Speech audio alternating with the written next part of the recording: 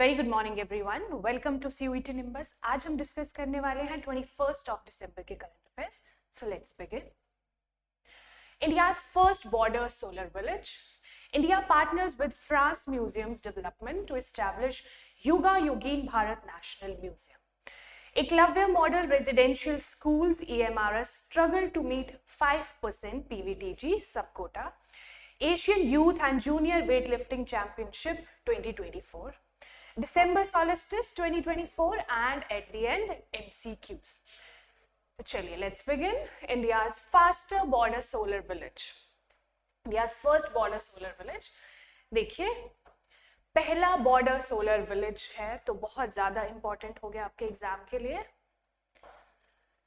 नाम है मसाली, गुजरात के बनसकंथा। बनसकंथा एक डिस्ट्रिक्ट है, वहां का एक विलेज है मसाली, बहुत इंपॉर्टेंट। मसाली याद रखेंगे। इंडिया का पहला border solar village. Border solar village का मतलब है कि पूरी 100% of its electricity will be from solar energy, है ना, सोलर पावर।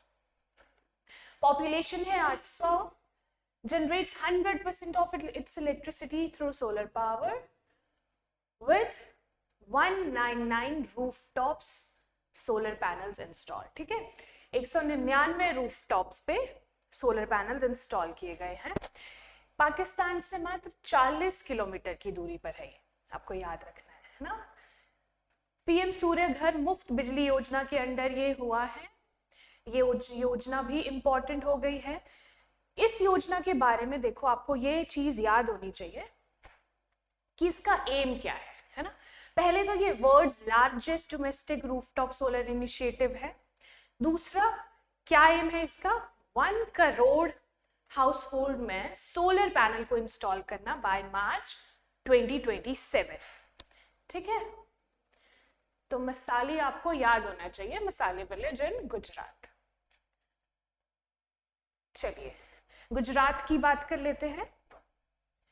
पहले अब मैप में देख लीजिए, ये देखिए, दिस इज गुजरात। ठीक है, कैपिटल है गांधीनगर। आसपास के स्टेट्स देख लीजिए, इधर राजस्थान आ जाएगा, इधर मध्य प्रदेश, इधर महाराष्ट्र। ठीक है, और इधर रन ऑफ कच्छ है, अरेबियन सी, और उस तरफ पाकिस्तान से भी इसका बॉर्डर लगता है। इसकी जैसे मैंने आपको बताया, कैपिटल है गांधीनगर, है ना। लॉन्गेस्ट कोस्ट लाइन है गुजरात की, ये पॉइंट इंपॉर्टेंट है, एट अबाउट 1600 किलोमीटर्स। ठीक है, जितने भी स्टेट्स है उसमें से गुजरात की सबसे लंबी कोस्ट लाइन है with 1600 kilometres. Only place in India where Asiatic lions can be found. तो एशियाटिक लॉइंस अगर इंडिया में कहीं पाए जाते हैं तो that is in Gujarat only, है ना। The Statue of Unity is there. ठीक है, कितने मीटर टॉल है ये, 182 मीटर्स टॉल, याद रखेंगे। और रन ऑफ कच्छ, जिसकी मैंने अभी आपको बात बताई, is the world's largest seasonal salt desert. Seasonal क्यों है ये, क्योंकि ड्यूरिंग मॉनसून यहाँ पे पानी भर जाता है ना, फिर ये वेटलैंड हो जाता है। तो ये जब ड्राइनेस होती है, सर्दियां होती है, तो उस टाइम पे ये क्या होता है, world's largest seasonal salt desert बन जाता है। ठीक है, इंटरेस्टिंग फैक्ट्स हैं, आपको ध्यान रखने हैं, एग्जाम के लिए important. India partners with France Museum Development to establish Yuga Yogin Bharat National Museum. चलिए अब देखिए, इंडिया ने पार्टनर किया है किसके साथ, फ्रांस के साथ। ठीक है, Ministry of Culture has signed a pact with France museum development. हमारी कंट्री की मिनिस्ट्री ऑफ कल्चर ने एक पैक्ट साइन किया है, किस लिए, एक इस्टेब्लिश करने के लिए वर्ल्ड्स लार्जेस्ट म्यूजियम, है ना। World class cultural institution to be built over 155,000 square meters across north and south blocks of Parliament. Parliament के north और south block में ये बनने जा रहा है। India's rich legacy और फ्रांस की expertise को combine करके ये बनेगा। ठीक है, और एम है कि सरपास करे लूव को। लूव क्या है, लूव एक फ्रेंच का, फ्रांस का म्यूजियम है जो कि वर्ल्ड्स लार्जेस्ट म्यूजियम है ना, ये आप देख सकते हो। ये पेरिस फ्रांस में है, एस्टेब्लिश हुआ था 10 अगस्त 1793। तो ये इम्पॉर्टेंट पॉइंट है, किस रीजन से, क्योंकि इंडिया में ये बनने जा रहा है, तो उसके कॉन्टेक्स्ट में लूव भी इम्पॉर्टेंट हो जाता है ना। किसका पार्ट है ये? Larger central Vista redevelopment project in new Delhi.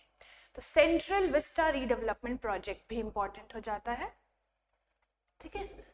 अब हम इसकी बात कर लेते हैं। सेंट्रल विस्टा रीडेवलपमेंट प्रोजेक्ट किस मिनिस्ट्री के अंदर है? Ministry of housing and urban affairs ने प्रपोज किया था इन 2019 में।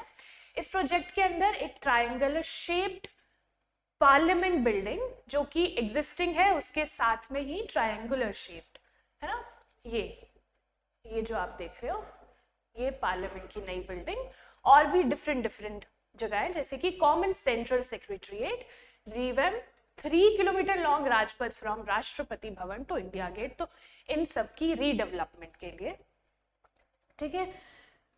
प्लस जो हमने पढ़ा नॉर्थ एंड साउथ ब्लॉक्स का जो म्यूजियम बनने जा रहा है ये भी इसी के अंदर आता है। तो it includes conversion of north and south blocks into museums है ना, and development of central Vista Avenue.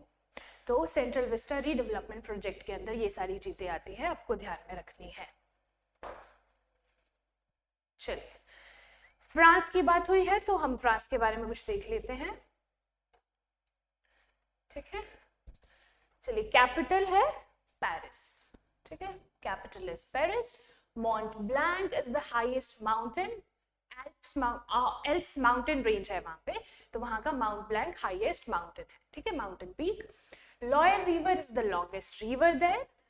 कुछ मल्टीलेटरल एक्सरसाइजेस हम देख लेंगे इंडिया और फ्रांस के बीच में। वरुणा नेवल एक्सरसाइज है, 2001 में स्टार्ट हुई थी। Garuda air exercise begin in 2003। Shakti और फ्रिंजेक्स, तो शक्ति क्या है? आर्मी एक्सरसाइज है, 2011 में स्टार्ट हुई थी। फ्रिंजेक्स है जॉइंट मिलिट्री एक्सरसाइज बिगिन इन 2023। तो ये सबसे लेटेस्ट है, इस सवाल भी बन सकता है ना। चलिए, फ्रांस के कुछ बॉर्डरिंग नेशंस अब हम देख लेते हैं, ठीक है। 8 कंट्रीज से ये बॉर्डर है, लैंड बॉर्डर 8 कंट्रीज के साथ शेयर करता है। Belgium, Luxembourg, Germany, Switzerland, Italy, Monaco, Andorra and Spain. ध्यान रखेंगे, ये देख लीजिए आप फ्रांस को मैप में, येलो पोर्शन में जो आपको दिख रहा है, क्रीम आप बोल सकते हो ना, this is France with capital Paris. West में आ जाएगा बे ऑफ बिस्के, ईस्ट में इटली है, नॉर्थ ईस्ट में जर्मनी है, साउथ में स्पेन, और सी की बात करें तो इट इज मेडिटेरेनियन सी है ना। और भी डिफरेंट कंट्रीज जो हमने देखी थी 8 कंट्रीज, वो इसके लैंड बॉर्डर्स शेयर करती हैं। चलिए, Eklavya model residential schools EMRS struggle to meet 5% PVTG सब कोटा। देखिए, एकलव्य मॉडल रेजिडेंशियल स्कूल्स जो है वो स्पेसिफिकली जो है वो ट्राइबल पॉपुलेशन के लिए है, ट्राइबल पॉपुलेशन के बच्चों के लिए है। तो उसमें ये क्या बोल रहे हैं कि 5% जो PVTG, particularly vulnerable tribal groups जो होते हैं, उनको 5% कोटा हमारी गवर्नमेंट ने दिया था, लेकिन वो पूरा नहीं हो पा रहा है। तो कॉन्टेक्स्ट ये है न्यूज़ का, है ना। चलिए देख लेते हैं। सब Kota of 5% for particularly vulnerable tribal groups in admission to Eklavya model residential schools for tribal students across the country, ठीक है। 4 साल पहले ये इंट्रोड्यूस किया गया था, लेकिन जस्ट 3.4% ही पूरा हो पा रहा है, और students belonging to PVTG communities are dropping, ठीक है, इनकी जो रेशो है वो कम हो रही है। Number of PVTG students dropping out of EMRS has been rising for the last 3 years consecutively. तो ये है न्यूज़ कि PVTG ग्रुप्स के जो स्टूडेंट्स हैं वो कम होते जा रहे हैं, है ना, और जो कोटा है ये पूरा नहीं हो पा रहा है, इट्स जस्ट 3.4%। चलिए, एकलव्य मॉडल स्कूल्स हम लोग देख लेते हैं। ये जो स्कीम है ये कब आई थी? 1997-98 में, ठीक है, इंट्रोड्यूस की गई थी बाय द गवर्नमेंट, हमारी सेंट्रल गवर्नमेंट ने, to provide quality education to scheduled tribes students in the remote areas. ठीक है, तो स्पेसिफिकली ये शेड्यूल्ड ट्राइब के लिए है। एकलव्य मॉडल रेजिडेंशियल स्कूल्स आपने सुना होगा, ये इसका लोगो है, सा विद्या या विमुक्त ये। ठीक है, PVTG particularly vulnerable tribal groups के बारे में देख लेते हैं, क्योंकि कोई भी न्यूज है उसमें जितने भी कीवर्ड्स आते हैं उसका हमें पता होना चाहिए कि ये बोल क्या है ना, क्योंकि स्टैटिक पोर्शन से ही क्वेश्चंस बनते हैं। चलिए, PVTG are indigenous communities in India that are more vulnerable than other scheduled tribes. जितनी भी शेड्यूल्ड ट्राइब्स है उसमें भी जो सबसे ज्यादा जो वल्नरेबल होते हैं दैट आर पीवीटीजी। ठीक है, तो आपको इस तरह से ध्यान रखना है। Ministry of home affairs has identified 75 PVTGs across 18 states. ठीक है, कितने हैं? 75 PVTGs in India at present, और मिनिस्ट्री ऑफ होम अफेयर्स ने ये आइडेंटिफाई किया है। ठीक है, चलिए, क्राइटेरिया क्या है किसी भी ट्राइब को पीवीटीजी डिक्लेयर करने का? पहले तो pre agricultural level of technology की, जो एग्रीकल्चर में जितनी भी प्रैक्टिसेस होती है उसमें टेक्नोलॉजी ना, है ना, जो पुरानी प्रैक्टिसेस होती थी, ट्रेडिशनल प्रैक्टिसेस होती, वो वही फॉलो कर रहे हैं, तो ये भी एक क्राइटेरिया हो गया। Low level of literacy, very low level of literacy आप कह सकते हो, है ना। इकोनॉमिक बैकवर्डनेस, अदरवाइज अ डिक्लाइनिंग और स्टैग्नेंट पॉपुलेशन, या तो उनकी पॉपुलेशन डिक्लाइन कर रही है या फिर स्टैग्नेंट ही है, ग्रोथ नहीं है पॉपुलेशन में, है ना। तो ये है क्राइटेरिया पीवीटीजी डिक्लेयर करने का अमंग द शेड्यूल्ड ट्राइब्स, है ना। चलिए, उड़ीसा फैक्ट्स देख लेते हैं। उड़ीसा में हाईएस्ट नंबर ऑफ पीवीटीजीज है, दैट इज 15। राजस्थान, त्रिपुरा और मणिपुर में सबसे कम है, 1 इन ईच स्टेट। ठीक है, तो उड़ीसा और ये तीनों स्टेट्स ध्यान में रखेंगे। उड़ीसा सबसे ज्यादा कितना? 15। ओके, राजस्थान, त्रिपुरा, मणिपुर एक एक ही है तीनों में, आपको पता होना चाहिए कहाँ कहाँ पे ये लाई कर रहे हैं। ठीक है, उड़ीसा यहाँ पे कितनी है? 15, याद रख लेंगे। इन टोटल है 75 में से 15 उड़ीसा में ही है, और दूसरा राजस्थान में है 1, है ना, त्रिपुरा में है 1 और मणिपुर में भी 1 ही है।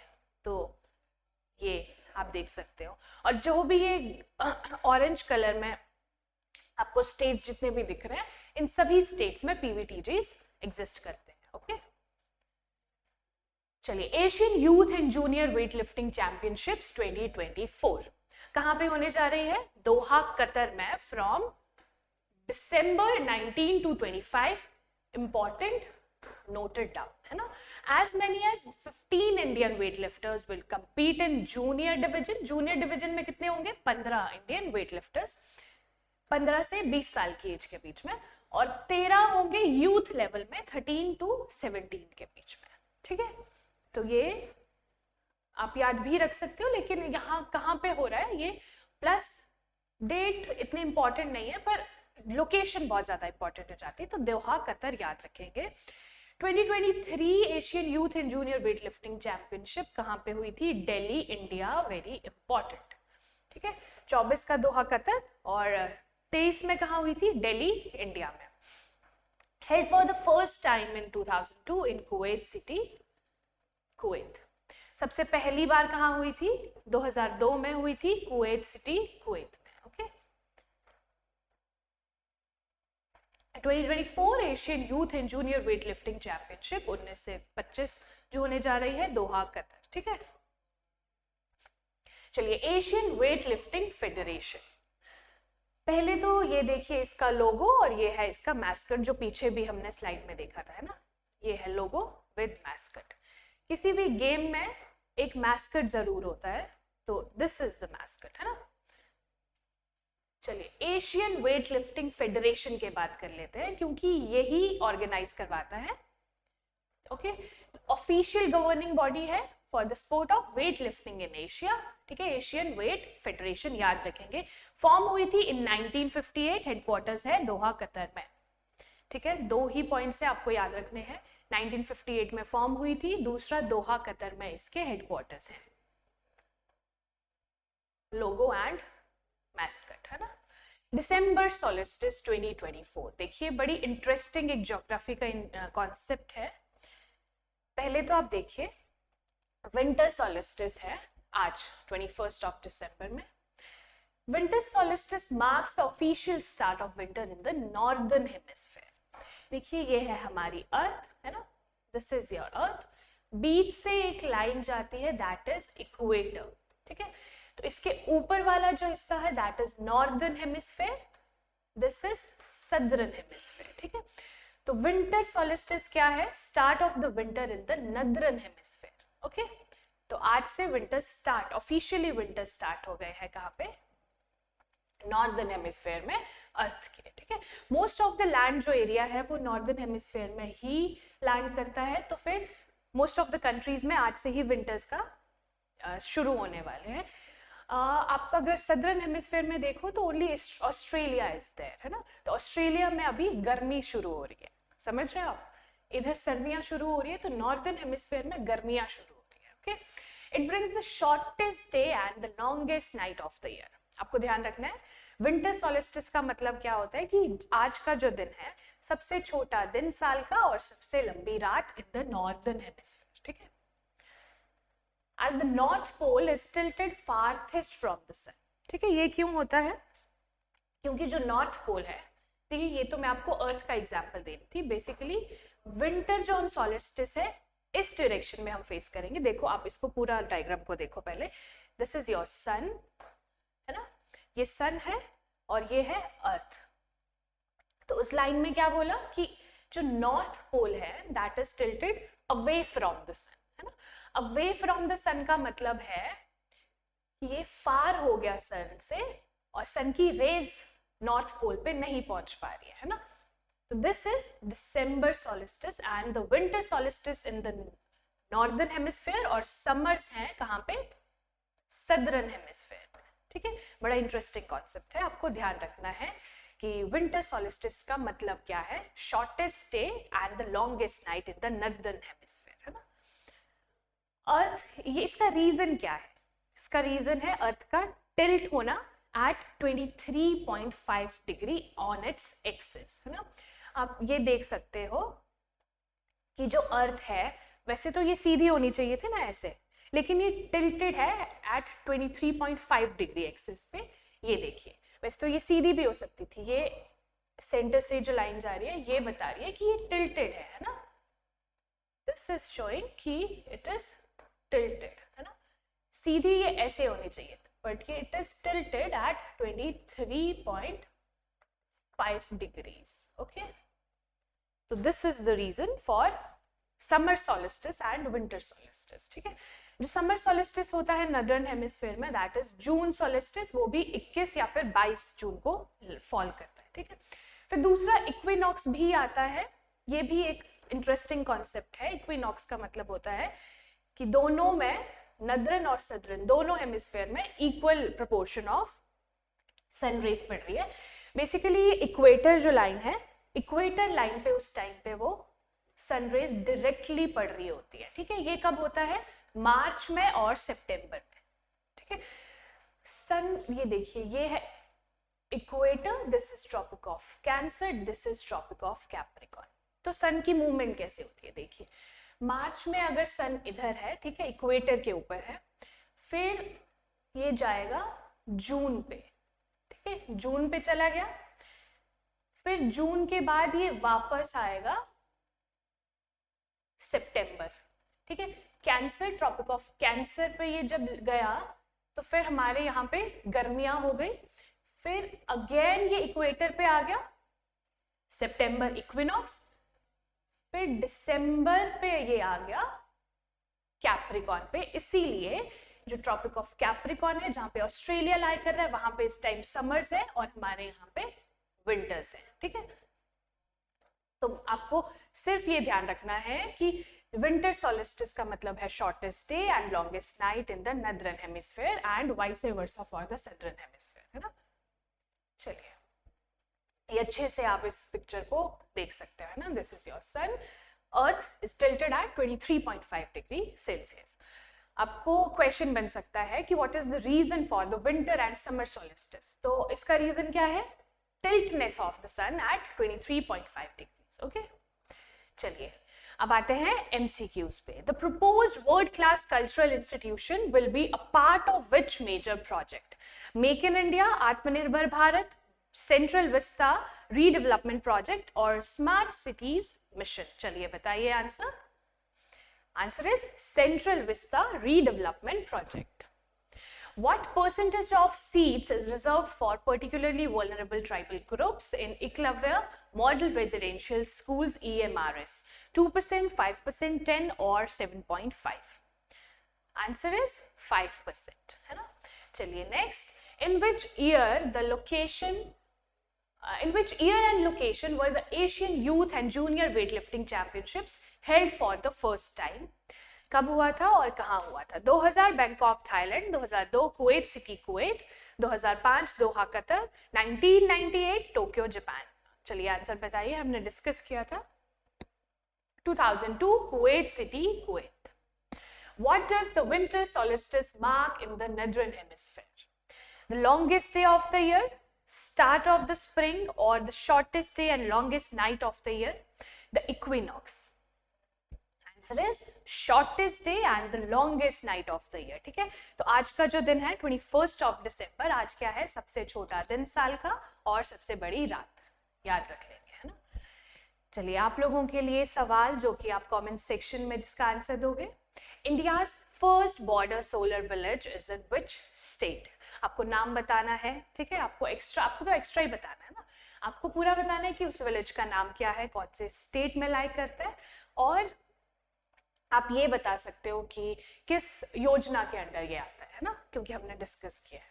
चलिए that is it for today. So thank you so much, हमारे साथ बने रहिए ऐसे ही करंट अफेयर्स डेली फॉलो करने के लिए विद स्टैटिक पोर्शन और MCQs। ठीक है, ऑल द वेरी बेस्ट।